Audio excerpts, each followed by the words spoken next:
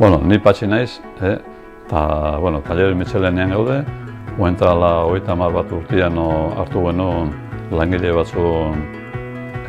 arte, orduan, gure helburua zen, enpresa aurra zaitzea modu txarrian zeon, eta baita ere aparte zen euskara bultzatzea. Momentu honetan, ja jubilatu nago, eta etortzen naizenean talerrera, pose sentitzen naiz, zertien ikusten dutena lehen hartu genuen linea segitze dutela, potentziatze dutela, ikuste dutela Euskal Herriako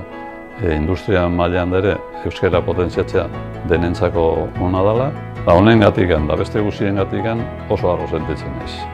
Patxi eta bere lankideak euskaraz hasi ziren lanean eta orain guri dagokigu lekuko hau hartzea,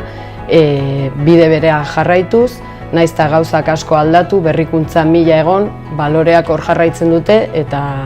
gure identitatea euskara denez horrela jarraituko dugu.